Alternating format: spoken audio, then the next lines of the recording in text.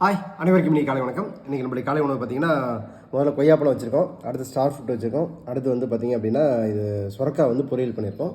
அடுத்து வந்து இங்கே மெயின் கோர்ஸ் வந்து பார்த்திங்கன்னா இட்லி, ஒரு 2 இட்லி சாப்பிட போகிறோம். இதுக்கு வந்து குழம்பு பார்த்திங்கன்னா முட்டை குழம்பு வச்சுருக்கோம். முட்டையை இப்போ உடச்சி ஊற்றி அப்படியே குழம்பு வச்சுருக்கு. இதுதான் இன்றைக்கி வந்து சாப்பிட போகிறோம். அப்புறம் 2-3 நாள் எனக்கு வந்து கோல்டு. ஏற்கனவே அந்த வெயில், கடுமையான வெயிலை பற்றி பேசிகிட்டு இருந்தோம். கடுமையான வெயில் என்னாச்சா நம்ம அதிகமாக உடற்பயிற்சியும் பண்ணுறதுனால நிறைய வேர்வையினாலே வந்து சரி பிடிச்சிச்சுன்னு நினைக்கிறேன், அப்படி தான் நினைக்கிறேன். ஸோ இப்போ 2 நாளாக கொஞ்சம் ரெஸ்ட் எடுத்ததுனால இப்போ சரியாயிடுச்சு.